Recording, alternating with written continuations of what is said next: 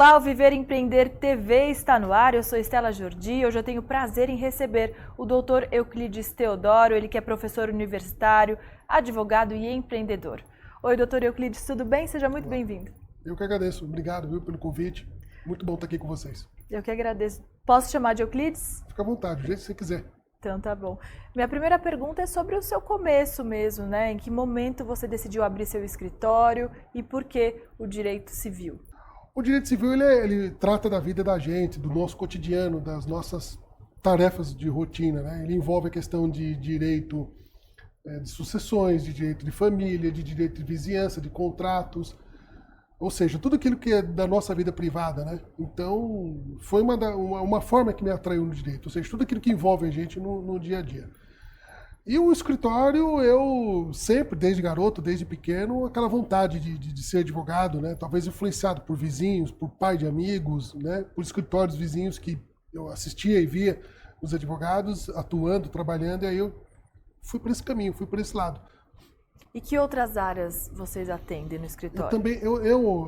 O meu escritório tem uma atuação em outras áreas, né? A doutora Luciana, por exemplo, ela faz a parte trabalhista e a parte previdenciária. Eu tenho uma parceria com outro escritório, que é o César e a Marisa. Eles fazem as partes de cobrança e a parte técnica que cuida de uma escola.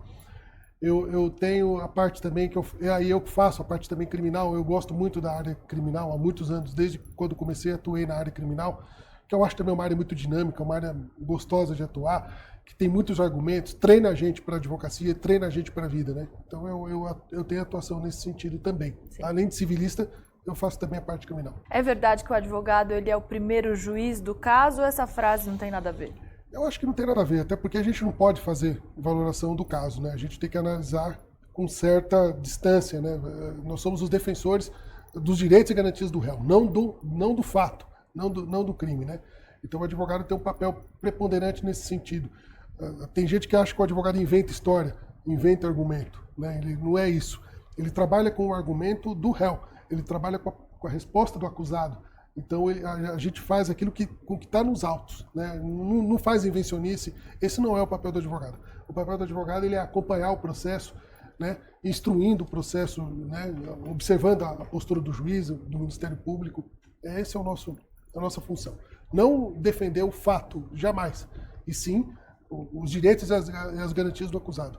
Até porque se não tiver o advogado no processo, em especial o criminal, o réu não pode ser julgado. Sem defensor não há julgamento. Sim, é verdade. E como você costuma atender o cliente que vai até seu escritório? De que maneira, né? Porque geralmente a pessoa chega com uma dor, com um problema muito grande, é pesado. Como é que ele é atendido quando ele chega? A faculdade não ensina isso, né? A faculdade não traz essa questão para nós. Que eu até penso, o advogado tem que ser um pouco psicólogo, né? Ele tem que ter né? Mas a gente tem que ser sensível, né? Ter uma escuta, ter um olhar mais humanizado para a causa, para a circunstância, né? Respeitar, embora independente da acusação, mas respeitar o réu, respeitar ele naquele momento e ser mais atento nesse sentido, né? Tentar trazer um pouco de consolo para ele, explicando evidentemente as consequências, os andamentos, os passos do processo, o que pode acontecer, o que pode não vir a acontecer. É assim que a gente vai trabalhando num processo penal. Mas é 50-50, você nunca pode falar também que ele jamais vai ganhar. Não tem como, né? Cansei de entrar em causas, em audiências, achando, essa eu vou ganhar, e sair derrotado. E quantas vezes eu saí, essa aqui tá difícil, o páreo é duro, né? E saí de lá vencedor, né? Então, não tem como. Tudo depende, né, de prova, depende de fatos, depende da posição de um juiz, né? O juiz é um ser humano como nós, né? Então ele tem a questão subjetiva dele, o olhar dele também, né? Então, e depois tem os recursos também, que às vezes tem caso que você vê uma decisão e depois vem um recurso decorrente lá para o tribunal e é uma decisão completamente diferente da visão do que o juiz teve ali, né? Então, o processo reviravoltas. É dinâmico demais. Reviravoltas. Nunca dá para você dizer vai acontecer isso ou vai acontecer aquilo. Você sabe da tendência, mas o resultado você nunca pode prometer. Tem algum caso marcante que tenha mudado a sua carreira ou uma história engraçada? Enfim, algum caso que você queira dividir aqui com a gente? Mudado não, Marcante, sim. Os processos são marcantes, né? Os processos são imprevisíveis, né? Principalmente a audiência. A audiência são fatores que acontecem, coisas que a gente nunca espera, né? Eu, por exemplo, não gosto muito de audiência, porque eu sei que na audiência sempre tem fatores de surpresas, fatores que às vezes podem influenciar numa condenação ou não, né? Dependendo do fato. Agora, os fatos marcantes, eu tenho muitos. Que tem coisa que a gente não pode contar, que às vezes acaba revelando quem é o... É antiético, né? É antiético. Nem pode falar aqui. Eu falar. Mas eu lembro de uma história interessante de uma audiência que o juiz estava no gabinete, aguardando a formação para ouvir as testemunhas, né? E entrou uma testemunha que era um deficiente visual. Então ele entrou com a bengalinha e tal. Então ele estava com a camisa dele aberta. Ele estava de óculos escuro. E aí a gente auxiliou ele para se sentar, aquela coisa toda, e o juiz não sabia que ele era deficiente visual. Quando entrou, olhou para ele, deu aquela medida nele, falou assim: escuta, o senhor fecha a sua camisa e tira esse óculos. Quando ele tirou o óculos, viu que ele era deficiente, não, o senhor pode botar o óculos novamente. Constrangedor. Que se torna engraçado, né? Sim. Eu vou dizer marcante nesse sentido, porque a gente acaba vendo isso, ou seja, muito mecânico as coisas, a gente acaba não prestando atenção no ser humano. Né? São situações humanas comuns. Aí de vítima, às vezes, que num processo chega se penalizando, chorando, dramatizando, e você às vezes vê a pessoa chegando no fórum antes, normal, rindo. É um teatro. É um teatro, é coisas do direito, né? Coisas que a gente consegue ver, que infelizmente a gente não consegue às vezes trazer isso para o processo. Sim. A gente vê fora. É subjetivo. É a subjetividade. Agora, Euclides, como empreendedor, qual foi o maior desafio que você enfrentou até aqui, tendo que gerenciar uma equipe, tendo que defender suas causas, enfim? Tudo é um desafio, né? O trabalho da gente, qualquer profissão, qualquer área, é desafiante, né? Então, você lida com pessoas que um dia está bem, no outro dia não está, clientes também, que um dia está bem, outro dia não está.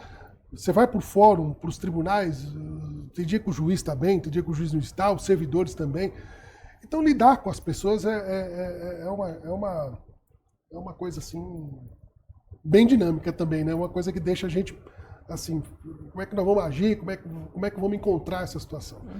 Né? Fora isso, manter um escritório, né? Manter uma rotina de escritório também é algo bem difícil, bem trabalhoso, né? O país muda muito, né? Muda politicamente, muda socialmente, muda economicamente. Então, um empreender do advogado é uma constante. Uma correria. É uma constante.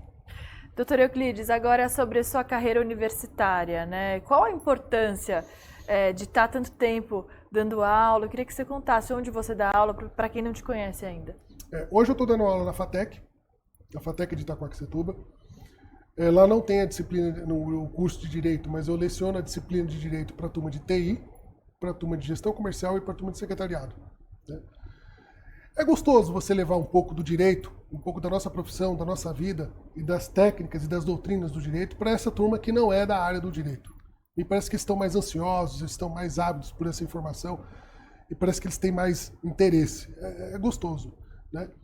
E assim, eu saio do escritório falando de direito e entro na sala de aula falando de direito.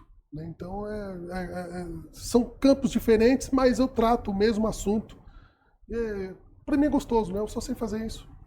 E você deve levar a sua experiência prática para a sala de aula, isso deve ser incrível. Explico para eles, né? Também ouço muito eles, o importante também é ouvir o aluno também, para a gente também aprender, ver como é que está vindo essa geração, vendo como é que está vindo as coisas, como é que eles estão escutando, como é que eles estão ouvindo, como é que eles estão agindo. Agora, pessoal e profissionalmente, quais são aqueles valores inegociáveis para você, que você não abre mão e que você leva, que você propaga aí para os seus alunos?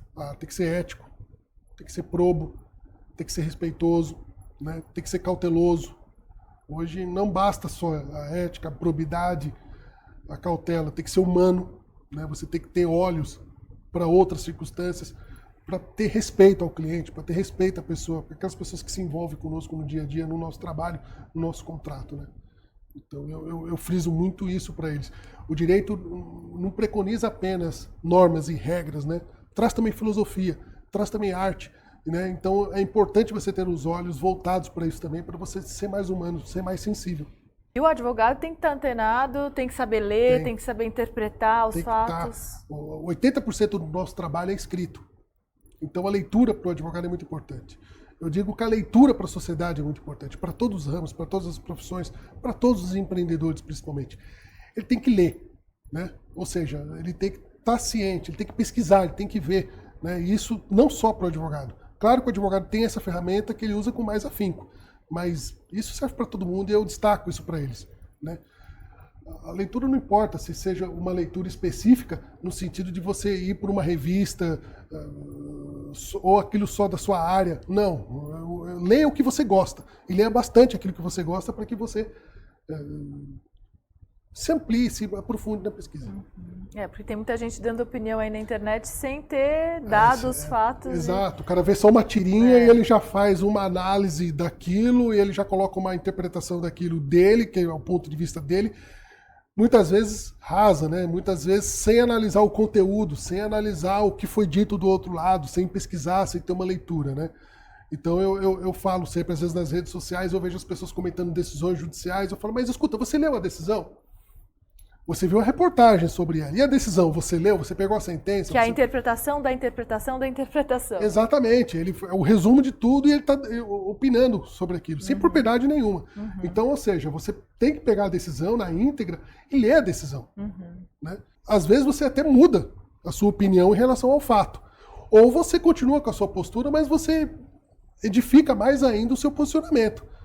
Por isso que é importante a leitura. Agora, a leitura rasa, a opinião solta de qualquer modo, e outra, aquela opinião também que o sujeito usa de atacar o outro, né? A minha liberdade de expressão, eu tenho direito de falar, eu tenho direito de opinar. Sim, isso é um direito constitucional, sagrado. Mas isso não dá o direito de você ofender, isso não dá o direito de você atacar, isso não dá o direito de você ameaçar a outra pessoa, né? Ou seja, você tem a sua opinião e você tem que sedimentar ela com a leitura, com a pesquisa, Sim. Evidentemente. Mas atacar o outro por conta disso, não. E o pior é que a gente assiste, às vezes, o ataque, né, contra as pessoas, de pessoas que sequer leram a decisão, sequer leram o assunto e não têm conhecimento. Isso divide totalmente a sociedade. Né? Isso deixa todo mundo... Né? Agora, Euclides, o que é sucesso para você? É uma palavra muito batida e muito subjetiva também. Então, eu gostaria de saber para você o que é sucesso. Se você já chegou onde você queria, o que você espera daqui para frente? Eu acho que falta muito para chegar onde eu quero. Né? A gente precisa estar sempre alçando mais coisas, alcançar mais coisas. Eu tenho 23 anos de profissão. A sensação é que, poxa, ainda falta muita coisa para ver. Né? E cada dia que a gente vai vendo as coisas, fala, eu ainda não vi isso. Né? Tanto tempo ainda não vi isso. E o sucesso é isso, né? O sucesso é você ter dedicação. O sucesso é você ter respeito. O sucesso é você ter gosto com aquilo que você faz, né? Ou seja, você gostar do que você faz é muito importante. Para você sair de casa como se você fosse passear, como se você fosse se divertir. E, na verdade, você vai trabalhar. Eu acho que o sucesso é um conjunto de tudo isso. Sem dúvida. Quer deixar alguma mensagem para os seus seguidores, para os telespectadores aqui do Viver e Empreender? A gente falou de leitura, né? A gente falou de pesquisa, a gente falou de estudo. Nós vimos até antes comentando, falando que tem um grupo de pessoas que espalham na internet a desnecessidade do estudo, que o estudo não é importante, que o sujeito que não estudou ganha igual o sujeito que está estudando, e que a formação acadêmica não tem tanto valor, e eu penso o contrário. Né? Nós temos que estudar, nós temos que nos aperfeiçoar, né? Nós temos que pesquisar, para a gente poder estar sempre mudando, para a gente poder estar sempre sendo mais humano, né? Sendo mais respeitoso, sendo mais prudente. É isso. Excelente. É isso que eu deixo para a turma, principalmente para os meus alunos. Muito obrigada pela sua participação, que você volte mais vezes para a gente conversar sobre esse e outros assuntos, tá bom? Empreendedorismo, cultura, alguns casos emblemáticos. Vai ser um prazer te receber de novo. Eu que agradeço. Eu fico lisonjeado de estar aqui, receber o convite de vocês e que bom. Obrigado pela hospitalidade e pelo carinho de todos vocês. Até uma próxima. O Viver e Empreender TV fica por aqui. Muito obrigada pela sua companhia e audiência e até mais. Tchau, tchau.